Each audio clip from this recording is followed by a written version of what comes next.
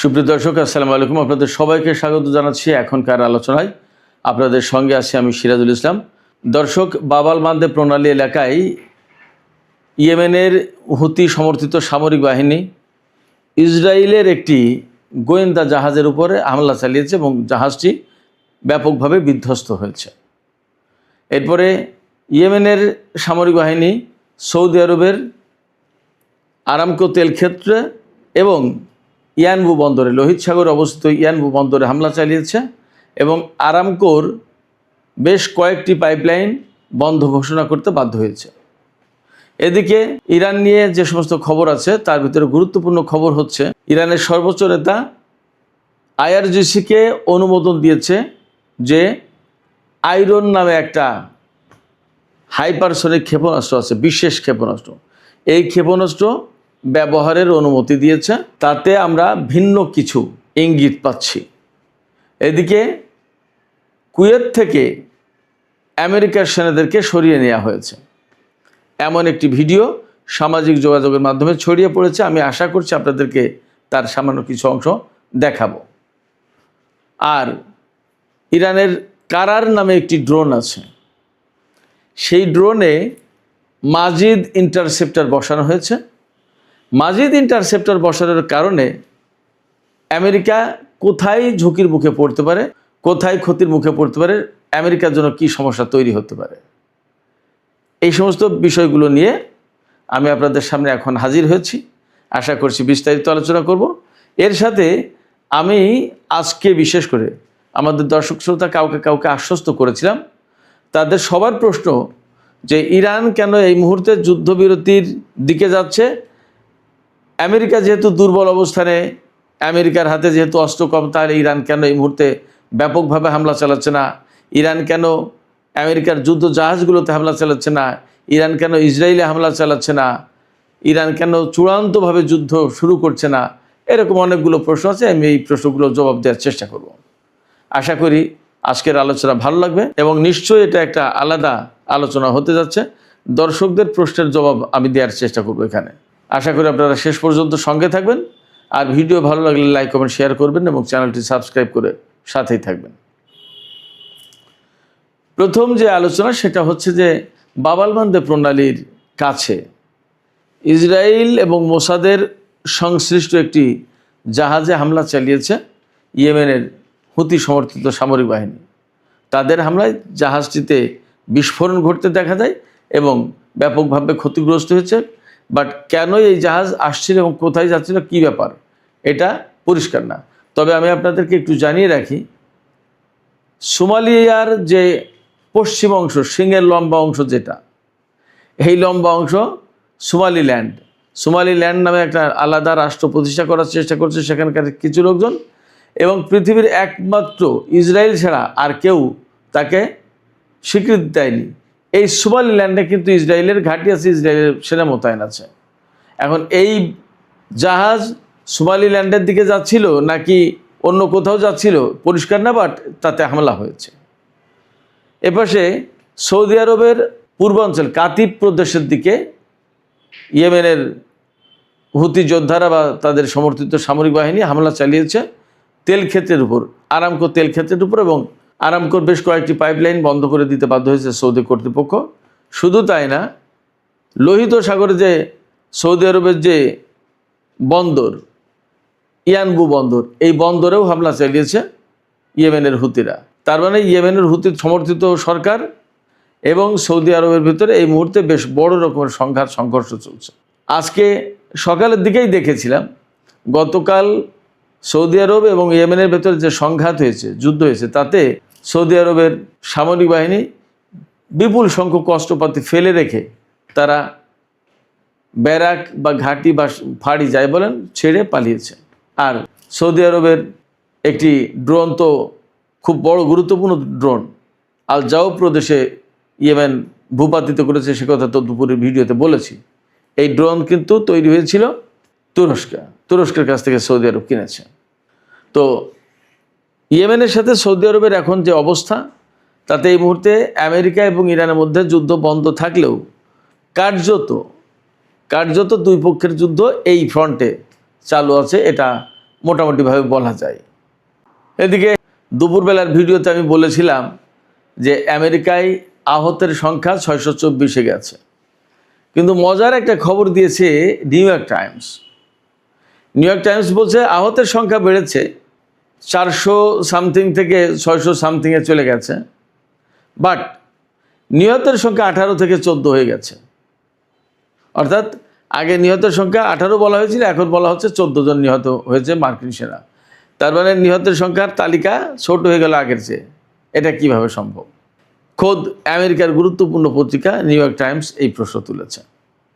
এদিকে ইরানের সর্বোচ্চ নেতা আইআরজিসিকে অনুমোদন দিয়েছে, তারা এখন থেকে আয়রন হাইপারসনিক ক্ষেপণাস্ত্র, একটা ক্ষেপণাস্ত্রের নাম আয়রন ডোম ভাইবেন না আবার, এই আয়রন ব্যবহার করার অনুমতি দিয়েছে আইআরজিসিকে।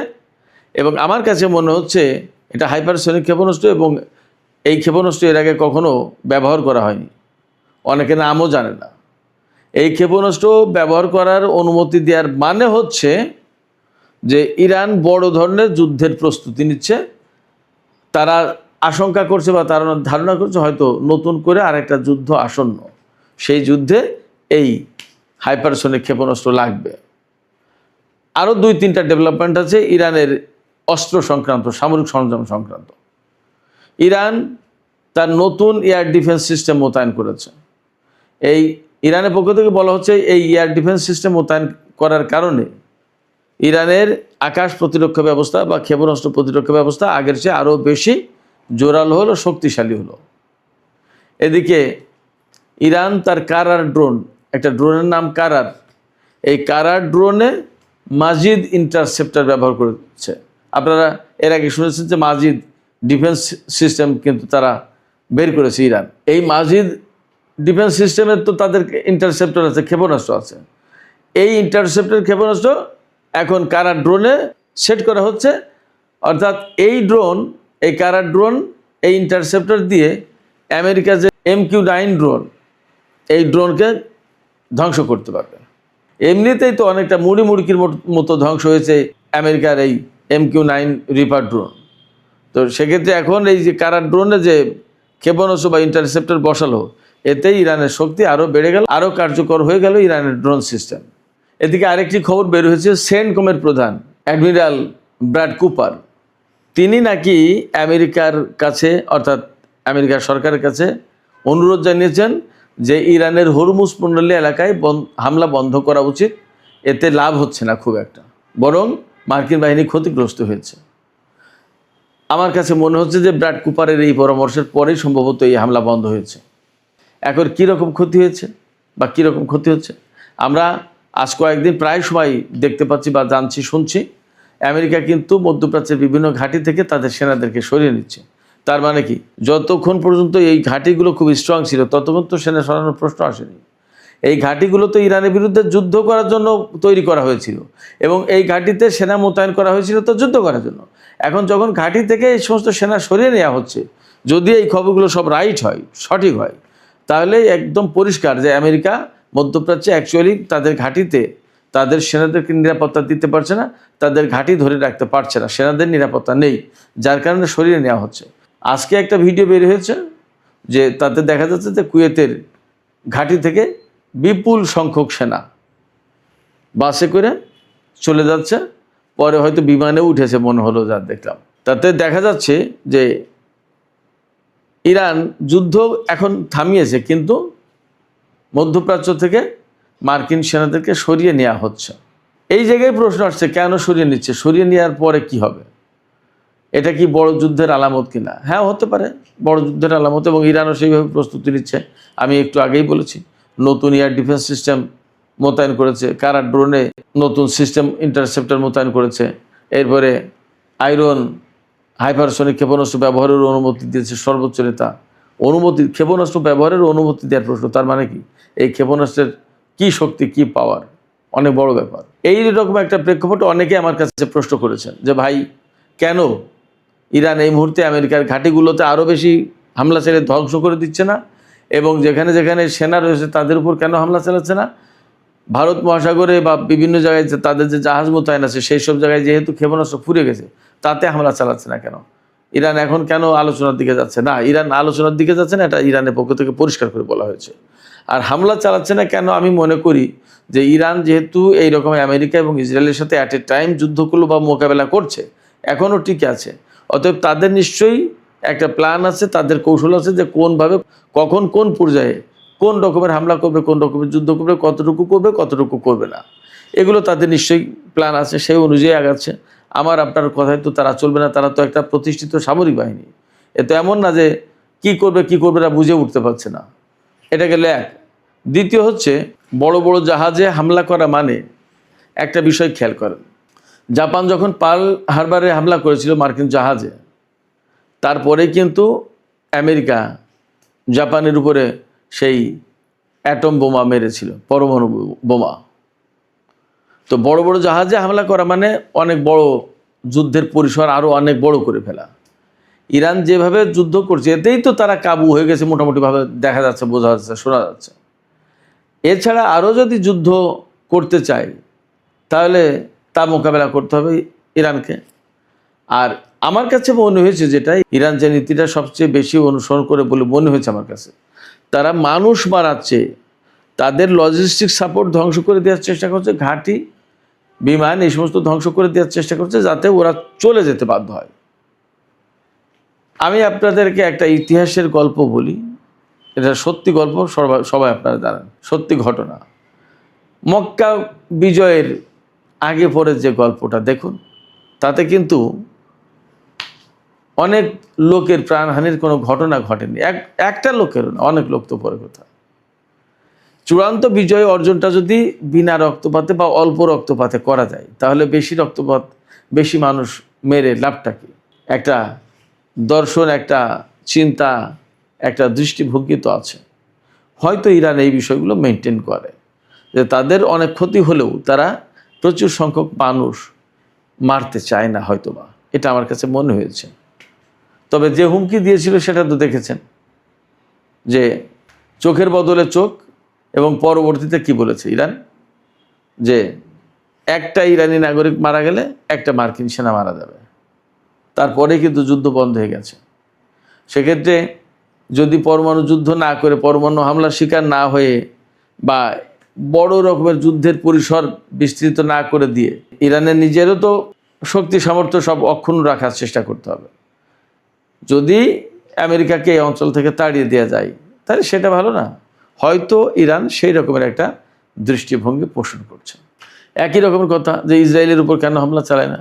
আমার কাছে মনে হয়েছে এইবারের যুদ্ধে, এই যে গত 13-14 দিন যে যুদ্ধ হলো, সেই যুদ্ধে আমার কাছে মনে হয়েছে যে যেহেতু আমেরিকা একা এসেছে, এখানে আমেরিকাকে একাই মোকাবেলা করুক ইরান, অর্থাৎ শুধু আমেরিকাই থাকুক, এতে যুদ্ধ, এতে আবার ইসরায়েলকে টেনে আনার দরকার নেই। কারণ যখন ইসরায়েল টেনে আসছে, ইসরায়েল যুক্ত হচ্ছে, তখন তো দুটো শক্তিকে একা ইরানকে মোকাবেলা করতে হবে। তার চেয়ে একটা একটা করে দিক, একজনকে পঙ্গু করে দিক, তারপরে বাকিটা দেখা যাবে। এই কৌশলটা তো ভালো কৌশল। সেক্ষেত্রে এখনই ইসরায়েলের বিরুদ্ধে না, আমেরিকা যদি মধ্যপ্রাচ্য থেকে চলে যায়, আমি বিশ্লেষণের কথা বলছি, প্রেক্ষাপটটা কী হতে পারে? আমি বলছি যে আমেরিকা যদি মধ্যপ্রাচ্য থেকে, পরিস্থিতি এমন হলো যে চলে যেতে বাধ্য হলো, তখন তো ইসরায়েল অটোমেটিক্যালি দুর্বল হয়ে যাবে। সেক্ষেত্রে অহেতুক যুদ্ধ করে বহু মানুষের প্রাণহানি না ঘটিয়ে যদি দুর্বল করে দেওয়া যায়, সারেন্ডার করে বা চলে যায়, সেটাই তো ভালো। আমার কাছে মনে হচ্ছে ইরান হয়তো এইরকম একটা দর্শন অনুসরণ করছে। সুপ্রিয় দর্শক, আমি যে আপনাদের প্রশ্নের জবাবে যা বললাম, যে ব্যাখ্যা দিলাম, আপনাদের কাছে কি তেমন মনে হয়, নাকি আরও ভিন্ন কোনো আপনাদের দৃষ্টিভঙ্গি আছে, মতামত আছে? জানিয়ে কমেন্টে লিখতে পারেন। আর ভিডিও ভালো লাগলে লাইক, কমেন্ট, শেয়ার করবেন। দর্শক, এখনকার আলোচনা এখানেই শেষ করতে চাইছি। আপনারা সবাই অনেক অনেক ভালো থাকুন। আল্লাহ হাফেজ।